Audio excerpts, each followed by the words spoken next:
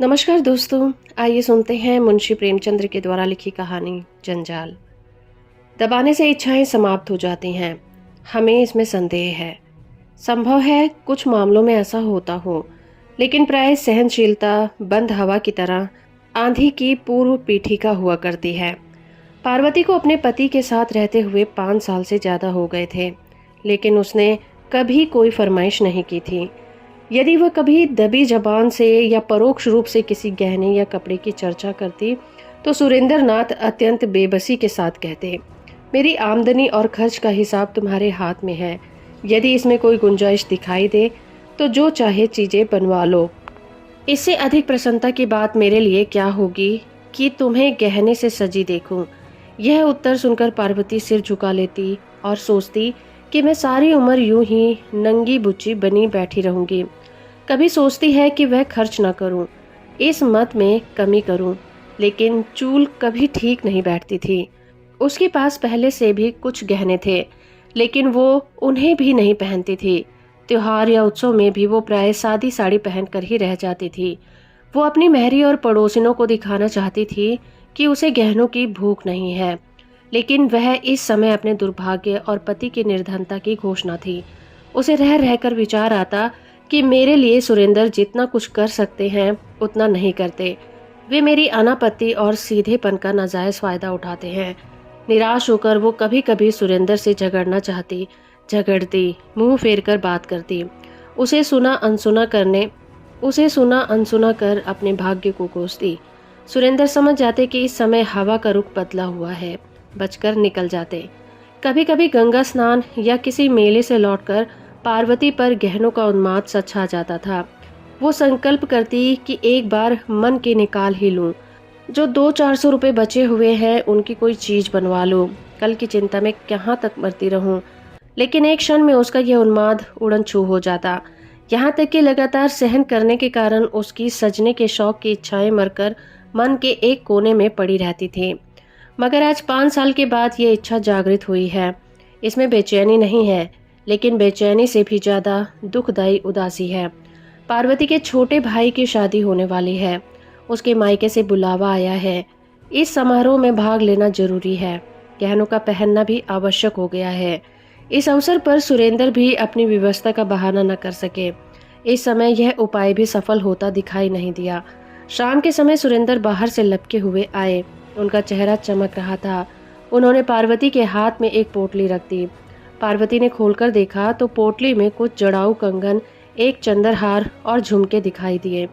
पार्वती कुछ सहम सी गई। उसे सपने में भी उम्मीद नहीं थी कि सुरेंद्र उसके लिए इतनी और ऐसी कीमती चीजें लेकर आएंगे। खुशी के बदले एक व्याकुलता, एक भय का अनुभव हुआ। वो डरते डरते बोली, ये कितने के हैं? सुरेंद्र, पसंद तो है ना? पार्वती, पहले दाम तो बताओ। सुरेंद्र, 400। पार्वती, सच? सुरेंद्र, मेरे पास और रुपए कहाँ थे? पार्वती, उधार तो नहीं लेने पड़े? सुरेंद्र, नहीं, उधार क्या लेना। पार्वती, तब पसंद है। सुरेंद्र ने वास्तविकता छिपानी चाहिए थी, लेकिन अपनी विशाल हृदयता का बखान किए बिना ना रह सके। सोचा कि इन्हें क्या पता चलेगा कि इनके लिए इस समय कितने बोझ के नीचे दबे जा रहे हैं। बोले, सच सच कह दूं, 12-16 के। पार्वती ने पति को तिरस्कार की दृष्टि से देखते हुए कहा, तो इतनी चीजें लाने की जरूरत क्या थी? दानवीर जैसी लापरवाही के साथ सुरेंद्र बोले, एक मुद्दत के बाद जब जेवर बनवाने लगा तो कंजूसी करने बैठता। शर्म भी तो कोई चीज है। पार्वती ने पति की ओर कृतज्ञता की दृष्टि से देखा। उसने कुछ प्यार की झलक थी, कुछ शिकायत की, कुछ गर्व की, कुछ परेशानी की। उसने और अधिक प्रश्न ना किए कि कहीं कोई ऐसी बात कानों में ना पड़ जाए जिससे इन गहनों को वापस कर ही देना जरूरी समझा जाए। जिस व्यक्ति के हलक में प्यास से कांटे पड़े हुए हों, वह यह नहीं पूछता कि बर्तन कैसा है और पानी किसने भरा है। एक हफ्ते तक पार्वती एक दूसरी ही दुनिया में रही। उसके अंदाज में एक शान, बातों में अभिमान और चेहरे से अमीरी झलकती थी। कितने ही ऐसे काम जिन्हें वह पहले निसंकोच किया करती थी, अब उसे दूभर लगने लगे। यहाँ तक कि अपनी नन्ही बच्ची तारा को गोद में लेते हुए भी उसे अपने कपड़े मैले होने की आशंका होने लगती। लेकिन वो स्वयं अपने व्यवहार में आए इस परिवर्तन से अनजान थी। 7वें दिन उसका भाई आया और पार्वती मायके चली गई। उसने सुरेंद्र के इस तीसरे दिन पत्र भेजने का आश्वासन दिया। उसके सामने खड़ी घंटों तक रोती रही। ऐसा मालूम होता था कि बिछड़ने के दुख से उसका कलेजा फटा जा रहा है। लेकिन घर से निकलते ही दिखावे की इच्छा उसके मन पर छा गई। वो गाड़ी के एक जनाने डब्बे में आकर बैठी थी, जिसमें अधिकांश महिलाएं निम्न वर्ग की थीं। उन्होंने पार्वती को आतंकित दृष्टि से देखा और इधर उधर सिमट गई। पार्वती खिड़की के सामने जाकर ऐसे बैठी मानो इतनी आओ भगत उसका जन्म सिद्ध अधिकार हो। उसे गाड़ी में भले खानदान की केवल एक ही महिला दिखाई दी। उसका चेहरा गंभीर था। वो एक साफ साड़ी पहने हुए थी, पैरों में स्लीपर थे, हाथों में चूड़ियां, लेकिन शरीर पर गहने के नाम पर एक तार तक न था। वो निम्न वर्ग की कई महिलाओं के बीच हाथ पांव सिकोड़े बैठी थी। मन ही मन पार्वती ने कहा, निसंदेह सुंदर महिला है, लेकिन सम्मान कहाँ? कोई बात भी तो नहीं पूछता, एक कोने में दबी बैठी है। शरीर पर 4 गहने होते तो यही सब ओछी महिलाएं इसका सम्मान करती। नीचे फर्श पर पार्वती के निकट ही एक गरीब महिला बैठी हुई थी। उसकी गोद में एक बच्चा था, जो रह रहकर इतने जोर से खां और चीखे मारता कि पार्वती मन ही मन झुंझलाकर रह जाती। जब उससे रहा न गया तो उसने उस महिला से कहा, तुम दूसरी पटरी पर जा बैठो, इस लड़के के खांसने से मुझे नींद नहीं आ रही है। गरीब महिला ने पार्वती की ओर आश्चर्य से देखा और धीरे से सरक गई। रात आधी से अधिक बीत गई थी। खिड़कियों से ठंडी हवा आ रही थी। गरीब महिला ने खिड़कियां बंद करनी चाही तो पार्वती ने आदेशात्मक स्वर में कहा, नहीं, रहने दो, मुझे गर्मी लग रही है। धीरे धीरे बच्चे की खांसी बढ़ने लगी। कुछ देर तक तो वो चिल्लाता रहा, फिर उसका गला पड़ गया। उसने दूध पीना छोड़ दिया। सामने बैठी सीधी सादी महिला कुछ देर तक तो बच्चे को देखती रही। फिर उसने उस गरीब महिला के पास आकर बच्चे को गोद में ले लिया। बच्चे की खराब हालत थी, सीने में बलगम जमा हुआ था। लगता था कि निमोनिया की शुरुआत है। उसने फौरन अपना बक्स खोलकर उसमें से एक दवा निकाली और हवा से बचाकर बच्चे के सीने पर हल्के हाथ से मलने लगी। फिर दूसरी शीशी से एक चम्मच दवा निकालकर बच्चे को पिलाई। गाड़ी की सब महिलाएं आकर बच्चे के निकट खड़ी हो गई। निरंतर 1 घंटा मालिश करने के बाद उस भली महिला ने अपने बक्से से एक फला लेन का टुकड़ा निकालकर बच्चे के सीने पर बांध दिया।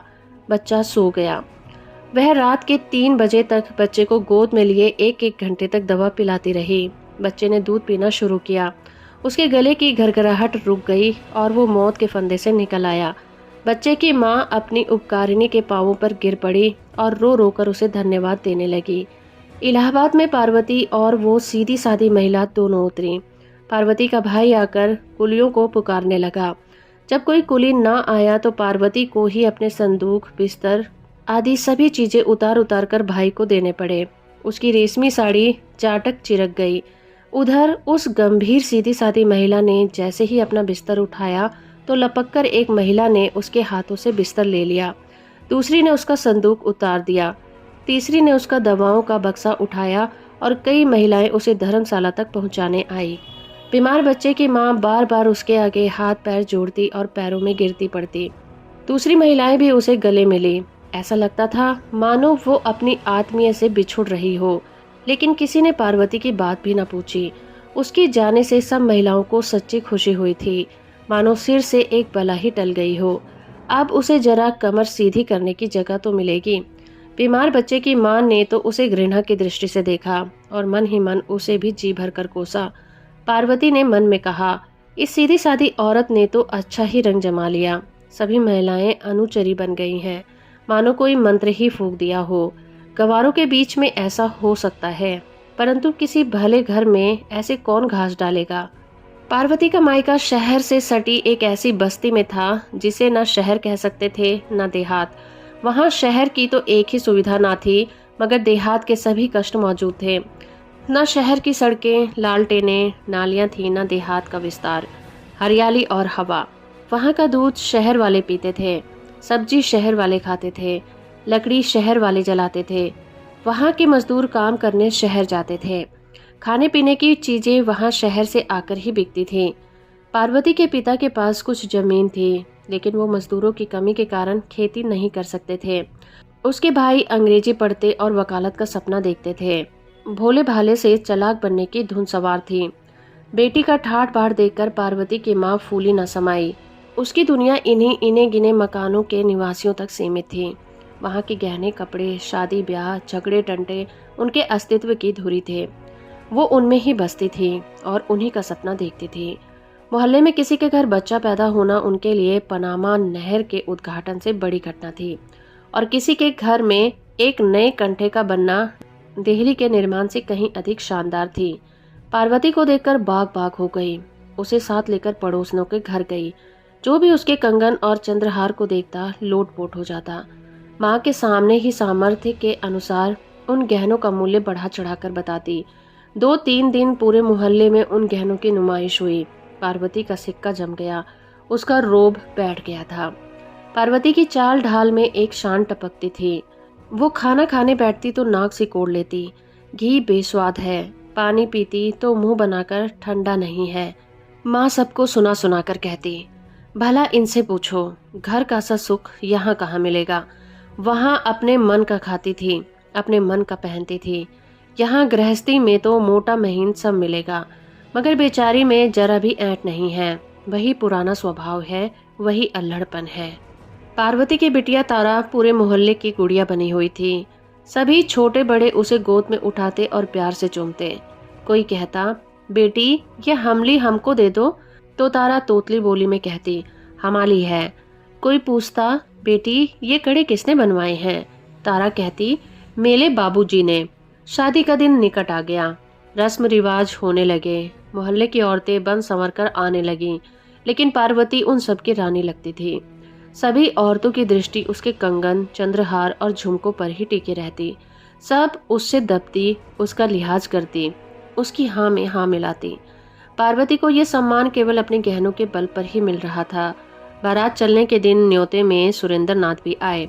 जब वो शाम के समय घर में आए तो मुस्कुराकर पार्वती ने कहा, आज जी चाहता है कि तुम्हारी पान फूल से पूजा करूं। मुस्कुराकर सुरेंद्र ने कहा, बना रही हो? पार्वती, नहीं सच कहती हूँ। इस समय मन यही चाहता है। तुम्हारे इन गहनों ने मेरा बोलबाला कर दिया। सारे मोहल्ले में धाक जमी हुई है, सबकी सब पानी भरती हैं। ये ना होते तो झूठे की कोई बात न पूछता। अपनी जमा अपने घर में है, लेकिन नेकनामी मुफ्त में। ऐसा सौदा और क्या होगा? सुरेंद्र, मैं जानता तो 2-1 चीजें और ले आता। पार्वती, ओह तब तो सारे मोहल्ले में मैं होती। औरत की इज्जत कपड़े गहने से होती है, नहीं तो अपने माँ बाप भी आंख से गिरा देते हैं। सुरेंद्र पछताए कि ये गहने क्यों न खरीद लिए। भले ही 200-400 और उधार हो जाते, इसकी लालसा तो मिट जाती। पार्वती को मायके में रहते हुए 2-3 महीने हो गए थे। सुरेंद्र को दफ्तर से छुट्टी न मिली कि आकर ले जाते। शादी का सब काम पूरा हुआ, मेहमान विदा हो गए, सन्नाटा सा छा गया। धीरे धीरे पड़ोसियों का आना जाना भी बंद हो गया। पार्वती के गहनों के 4 दिन के साम्राज्य का अंत हो गया। वही गहने थे, वही कपड़े, मगर अब उन्हें देखने में क्या आनंद आता। अब पूरे पूरे दिन पार्वती अकेली बैठी रहती। कभी कोई औरत मिलने आ भी जाती तो बस 2-4 बातें करके ही अपनी राह ले लेती। किसी को भी अपने घर के कामकाज से फुर्सत नहीं थी। ये अकेलापन पार्वती को बहुत अखरता। मायके से मन उसका उचाट हो गया था। उसे पता चल गया कि नित्य नए गहने बनते रहने से ही उसकी बात बनी रह सकती है। पुराने तमाशे को कोई मुफ्त में भी नहीं देखता। कोड़ में खाज यह हुई कि और भी कई घरों में उसके जैसे गहने बनने लग गए। यहाँ तक कि एक मनचले शौकीन बनिए ने, जिसे नमक के काम से बड़ा भारी लाभ हुआ था, कलकत्ते के बने हुए कंगन और हार मंगवाए, जिन्होंने पार्वती का रंग फीका कर दिया। रही सही बात भी जाती रही। रेत की दीवार भरभरा कर ढह गिरी। एक दिन पार्वती अकेली बैठी सुरेंद्र को पत्र लिख रही थी कि अब यहाँ जरा भी मन नहीं लगता। 2 दिन की छुट्टी मिले तो मुझे ले जाओ। इतने में उसकी बचपन की सहेली बागेश्वरी उससे मिलने आ गई। वो पार्वती के साथ खेली हुई थी। उसका ब्याह एक गरीब खानदान में हुआ था, लेकिन उसके पति ने रंगून जाकर खूब पैसा कमाया और 4-5 साल के बाद लौटा तो पत्नी के लिए एक मोतियों का हार लेता आया। बागेश्वरी आज मायके आई हुई थी। पार्वती ने उसका मोतियों का हार देखा तो आंखें खुल गई। 2000 से कम का नहीं होगा। पार्वती ने उसकी प्रशंसा तो की, लेकिन उसका दिल बैठा जाता था, जैसे कोई ईर्ष्यालु कवि अपने नौसिखिए प्रतिद्वंदी की कला की प्रशंसा करने में कंजूसी करे। यह रोग पार्वती की आत्मा में घुन की तरह लग गया। उसने दूसरों के घर आना जाना छोड़ दिया, मन मारे अपने घर में ही बैठी रहती। उसे ऐसा लगता कि अब औरतें, यहाँ तक कि उसकी माँ भी उसे तिरस्कार की दृष्टि से देख रही है। पहले गहनों की चर्चा में उसे एक विशेष आनंद मिलता था, अब वह भूलकर भी गहनों की चर्चा नहीं करती, मानो अब उसे इस संबंध में मुंह खोलने का भी मन नहीं हो। आखिरकार एक दिन उसने अपने सब गहने उतारकर बक्से में रख दिए और ठान लिया कि इन्हें नहीं खोलूंगे। उसे इन गहनों के खरीदने पर पछतावा होने लगा। दिखावे की चाह में जिंदगी में सुख चैन बेकार खलल पड़ गया था। वो बिना गहनों के ही अच्छी थी कि ये मुफ्त की उलझन तो नहीं थी। घर में रुपए गवाकर यह सिरदर्द खरीदना बड़ा महंगा सौदा है। तीज के दिन पार्वती की माँ ने कहा, बेटी आज मोहल्ले की सब औरतें स्नान करने जा रही हैं, तुम भी चलोगी? पार्वती ने उपेक्षा से कहा, नहीं, मैं नहीं जाऊंगी। माँ, चलती क्यों नहीं? बरस बरस का त्योहार है, सब अपने मन में क्या कहेंगे। पार्वती, जो चाहे कहें, मैं नहीं जाऊंगी। कुआर के दिन थे, सुरेंद्र को भी अब तक छुट्टी नहीं मिली थी। पार्वती ने जल भुनकर उन्हें कई चिट्ठियां लिखी थी, पर इधर 2 हफ्ते से पत्र लिखना भी बंद कर दिया था। उसे अपनी जिंदगी बोझ लगने लगी थी। मोहल्ले में बुखार और चेचक का प्रकोप था। कोई किसी के घर आता जाता नहीं था। नाश्ते के बदले घरों में काढ़ा पकता था। अस्पताल में मेला सा लगा रहता था। वैद्य और हकीम पत्थर के देवता बने हुए थे। एक दिन पार्वती की माँ ने कहा, बेटी आज शीतला देवी आ रही हैं, चलो उनसे मिल आएं। पार्वती, शीतला देवी कौन है? माँ, यह तो मैं नहीं जानती, मगर कभी कभी यहाँ आया करती हैं। औरत क्या है, देवी ही है। पार्वती, क्या करती हैं? माँ, यहाँ तो जब भी आती हैं बीमारों की दवा दारू करती हैं और किसी से एक पैसा भी नहीं लेती। पार्वती, तो घर की मालदार होंगी। माँ, नहीं, सुनती हूँ सिलाई करके गुजर बसर करती हैं। ब्याह के बाद ही पति है जैसे मर गया था, उसका मुंह तक नहीं देखा, तब से इसी भांति काम कर रही हैं। पार्वती, तो क्या अभी उम्र अधिक नहीं है? माँ, नहीं, अभी उम्र ही क्या है। नारायण ने जैसी शक्ल सूरत दी है वैसा ही स्वभाव भी दिया है। किसी महल में होती तो महल जगमगा उठता। ऐसी हंसमुख, ऐसी मिलनसार कि पास से हटने का मन ही नहीं होता। जब तक यहाँ रहती हैं भीड़ सी लगी रहती है, पूरा मोहल्ला घेरे रहता है। इतने में मेहरी ने आकर कहा, बहू जी, शीतला देवी आई हैं और पाठशाला में बैठी हुई लड़कियों से कुछ पूछ रही हैं। कई लड़कियों को तो इनाम भी दिए हैं। मैं भी जाती हूँ, जरा दर्शन करके आऊं। माँ ने कहा, अरे तू पानी तो भर दे, न जाने कब तक लौटेंगी। मेहरी, अभी लौटी आती हूँ, कहीं ऐसा ना हो कि चली जाएं। मेहरी के जाने के 1 घंटे बाद पार्वती की वही मोतियों के हार वाली सहेली आकर बोली, चलो बहन, शीतला देवी से मिलाएं। मोहल्ले की सभी औरतें जा रही हैं। पार्वती को भी उत्कंठा हुई। तारा को एक अच्छी सी फ्रॉक पहना दी, परंतु स्वयं वही सादी साड़ी पहने हुए शीतला देवी से मिलने चली गई। गहने नहीं पहने। जब दोनों सहेलियां पाठशाला में पहुंची तो औरतें और बच्चों की भीड़ जमा हुई थी। शीतला देवी जमीन पर बैठी हुई बच्चों को देख रही थी और बक्स से निकाल निकाल कर दवा देती जा रही थी, मानो पेड़ों की छांव में एक उजला कुंड था। वैसा ही मौन, गंभीर, शांतिमय और सुंदर। पार्वती ने उसे पहचान लिया। ये वही सीधी सादी महिला थी जिसे उसने गाड़ी में देखा था। पार्वती ने देखा कि इस औरत के सामने मैं कैसी निर्किष्ट हूँ, और कुछ मैं ही नहीं, मोहल्ले की वो सभी औरतें जो गहनों से गोड़नी की भांति सजी हुई हैं, इस औरत के सामने सेविकाओं की भांति खड़ी हैं। यदि ये सभी अपने को सोने से मड़वा लें तो भी क्या, क्या इनका ऐसा सम्मान हो सकता है? इससे बात करके कौन निहाल नहीं हो जाता, और जो बीमार है वो तो मानो बिना दाम के गुलाम हो जाता है। सचमुच इसी का नाम सम्मान है। यह क्या कि 4 औरतें आवें और आंख मटका मटका कर हमारे गहनों का बखान करने लगें, मानो हमारा शरीर नहीं बल्कि गहनों की नुमाइश का मैदान ही हो गया हो। आज से 1 महीने पहले शायद इस प्रकार के विचार पार्वती के मन में नहीं उभरते, लेकिन आजकल गहनों से उसका मन फिरा हुआ था। सामान्य रूप से दार्शनिक विचारों के मूल में निराशा और उदासी ही होती है। पार्वती चित्र लिखित सी खड़ी शीतला देवी का तौर तरीका, बात करने का ढंग और आत्मीयतापूर्ण व्यवहार ध्यान से देखती रही। वो सोचती थी, ये औरत कितनी सुंदर है, लेकिन इसके साथ ही इच्छाओं से कितनी मुक्त। मैं सम्मान की भूखी हूँ, लेकिन मैं जिसे सम्मान समझती थी वो यथार्थ में कितना दूर है। मैं अभी तक छाया के पीछे ही भाग रही थी। आज उसका वास्तविक रूप दिखाई दिया है। जब शाम ढल गई और भीड़ छटी तो शीतला देवी की दृष्टि पार्वती पर पड़ी। वो उसे तत्काल पहचान कर बोली, बहन, तुम्हें तो मैंने रेलगाड़ी में देखा था। पार्वती ने कहा, हाँ, उस दिन मैं यहाँ आ रही थी। शीतला देवी ने पार्वती को सर से पांव तक देखा और फिर उसकी सहेली बागेश्वरी की ओर प्रश्नवाचक दृष्टि से देखा। मुस्कुराकर बागेश्वरी ने कहा, कुछ दिनों से गहने नहीं पहनती। शीतला, क्या गहनों से नाराज है? बागेश्वरी, इसका मन ही जाने। पार्वती, आप भी तो नहीं पहनती। शीतला, मुझे मयस्सर ही कहाँ है। मैं तो भिखारिन हूँ, बहनों की सेवा करती हूँ और पुण्य के मार्ग में वे जो कुछ दे देती हैं उसी से अपना पेट पालती हूँ। पार्वती, मुझे भी अपनी जैसी भिखारन बना दीजिए। शीतला देवी हंसकर उठ खड़ी हुई और बोली, भीख मांगने से भीख देना बहुत अच्छा है। रात में जब पार्वती लेटी तो शीतला देवी का दमकता हुआ चेहरा उसकी आंखों में नाच रहा था, जो उसके मन को खींचे लेता था। उसने सोचा, क्या मैं भी शीतला देवी बन सकती हूँ? तत्काल सुरेंद्र उसके सामने आकर खड़े हो गए। तारा रो रो कर उसकी गोद में आने के लिए मचलने लगी। जीवन की इच्छाओं की एक बाढ़ सी उठ खड़ी होकर टक्कर मारने लगी। नहीं, शीतला देवी बनना मेरे वश में नहीं है, लेकिन मैं एक बात कर सकती हूँ और मैं अवश्य करूंगी। एक सप्ताह में पार्वती अपनी ससुराल आ पहुंची। सुरेंद्र ने उसका मुरझाया हुआ मुख देखा तो आश्चर्य से बोले, गहनों से रूठ गई हो क्या? पार्वती, पुराने हो गए हैं, नए बनवा दो। सुरेंद्र, अभी तो इन्हीं का हिसाब चुकता नहीं हुआ है। पार्वती, मैं एक उपाय बताती हूँ, इन गहनों को वापस कर दो। वापस तो हो जाएंगे ना? सुरेंद्र, हाँ, बहुत आसानी से। इन 2 महीनों में सोने का भाव बहुत बढ़ गया है। पार्वती, तो कल वापस कराना। सुरेंद्र, पहनोगी नहीं क्या? पार्वती, दूसरे गहने बनवाऊंगी। सुरेंद्र, और रुपए कहाँ से आएंगे?